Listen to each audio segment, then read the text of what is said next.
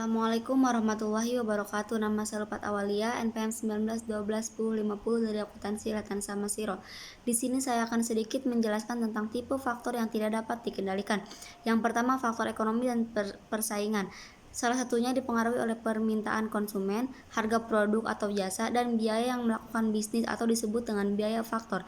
Beberapa faktor yang mempengaruhi permintaan konsumen dan harga yaitu siklus bisnis, tindakan pesaing, perubahan secara konsumen, boikot konsumen, perubahan hukum, dan peraturan serta tingkat devisa. Sementara itu, beberapa faktor yang mempengaruhi penawaran dan permintaan bahan baku antara lain adalah tenaga kerja, modal, devisa, dan lain-lain.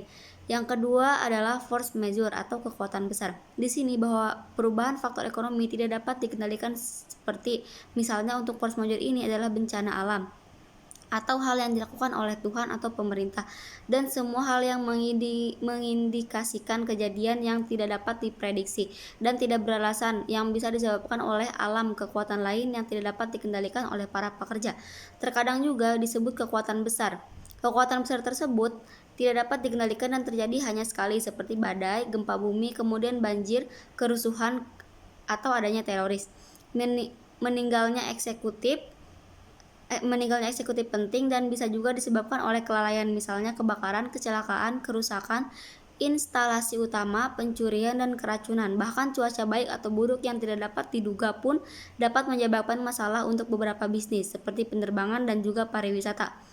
Yang ketiga adalah interdependensis, saling ketergantungan. Ini menandakan bahwa entitas tidak sepenuhnya mandiri. Di sini menggunakan sumber daya menandakan bahwa entitas tidak sepenuhnya mandiri, yang menyebabkan pengukuran hasil entitas dipengaruhi oleh entitas lain dalam organisasi.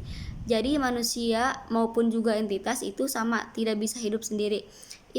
Interdependensi dapat berbentuk kesatuan, berurutan, atau timbal balik. Jadi saling ketergantungan terjadi ketika entitas perusahaan menggunakan sumber daya milik bersama atau kelompok sumber daya seperti stel atau fasilitas bersama. Mungkin sekian dari saya, kurang dan lebihnya mohon maaf. Wassalamualaikum warahmatullahi wabarakatuh. Terima kasih.